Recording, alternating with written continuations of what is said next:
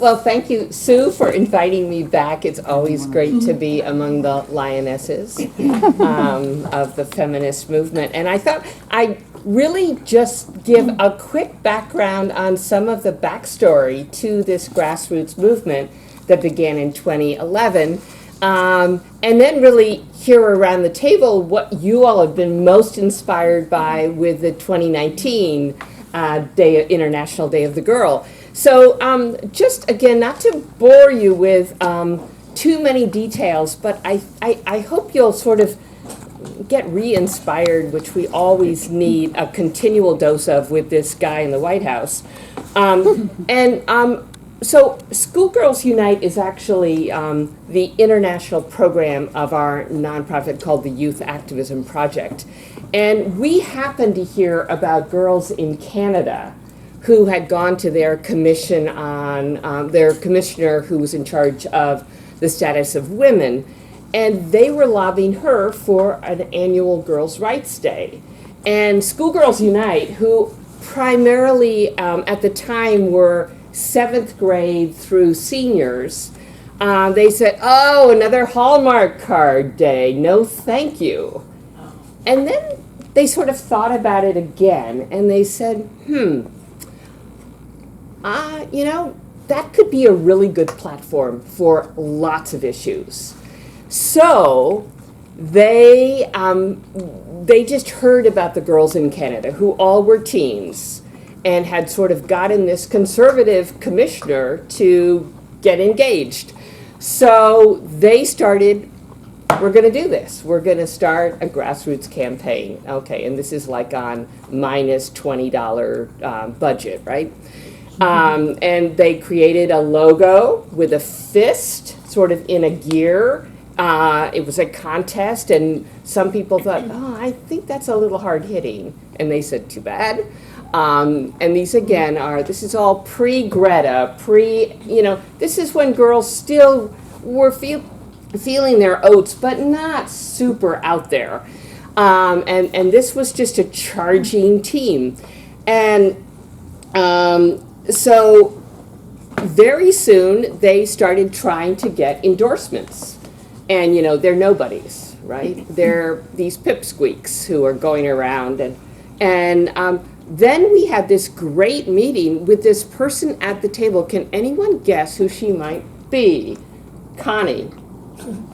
And you guided Joanne. You don't remember, of course. I do. And Joanne, who was, just then a college graduate, a high school graduate, but was one of our co-coordinators, paid during the summer to launch this grassroots campaign. We met with Connie, and Connie just, her encyclopedic network and strategy just blossomed. And so she put us to work, and we had so much to do. And ultimately, these girls themselves got about 75 organizations, a lot of local, lesser-known groups to join, and there was a lot of resistance.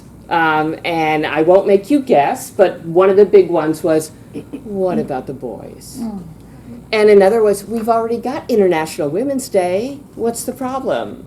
And actually that resistance was very helpful, right? I mean, it really helped solidify their resolve that we're going to make this happen. The White House, interestingly enough, was also sort of like, I'm not sure the U.S. wants to co-sponsor UN Resolution 66-170 for a number of reasons. And we went and talked to Milan Verveer at the State Department, but things were really nice and perky with the White House staff, Hillary camp, Obama camp, and they saw all this play out. So ultimately, the U.S., the ambassador, Susan Rice, they joined as one of the three countries to co-sponsor, and 10, 11, 12, very easy to remember, was the very first Day of the Girl. And at the time, the Obama administration did not want, for various reasons, which I still don't know, but I'm sure some of the great minds around the table might be able to tell me, they declined to do a proclamation for that day. for the first day. But for 10, 11, 12, 7 years ago, we did something that was really pretty pathetic, but it maybe has a little bit more than a Hallmark card.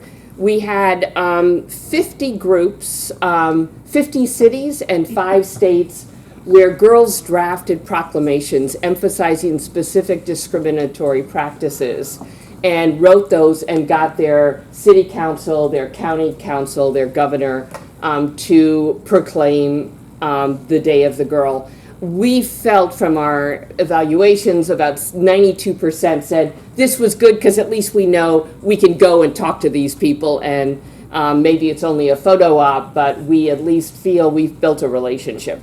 So for what it's worth, and I have to just call out, Girls Inc. affiliates were a third of those proclamations. They really crafted some very really solid stuff to pack those proclamations. So that was another lovely moment. And then a quick shout out to Linda Shevitz and Jill Moss Greenberg at the Maryland Women's Heritage Center, who gave us a birthday party in Baltimore.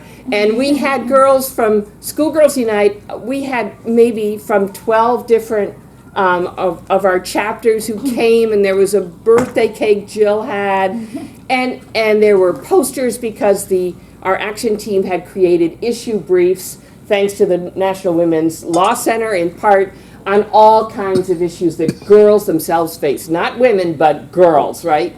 And so we had booths at the Women's Heritage Center, and that was lovely. And then another quick shout out to Ms. Magazine, who featured 5 of the key leaders who drove this grassroots campaign, all high school students.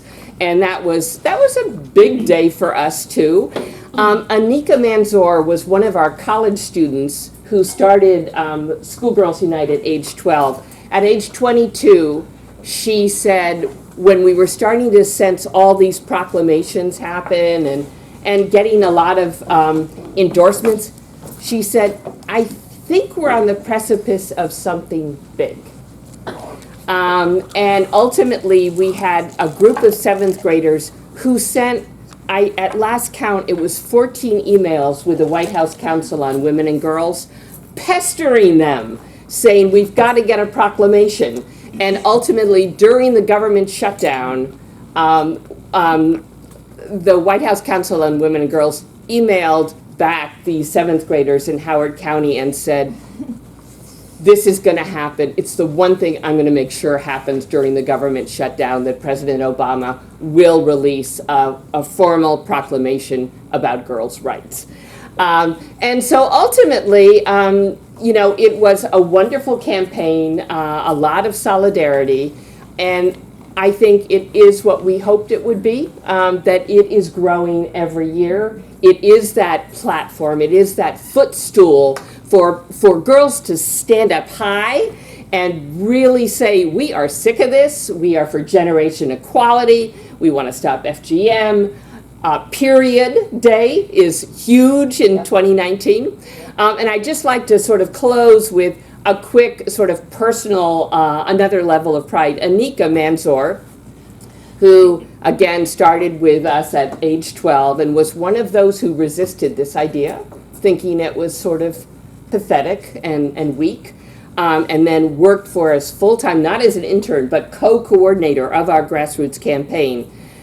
She is now 28, and she came to us during her second year at the Harvard Kennedy School of Government and said, this is the most important thing I've ever done in my life. She is now my boss. Oh. She is the executive director of the Youth Activism Project, and the Grain generation is trying to accompany her as she moves us forward. So thank you very much.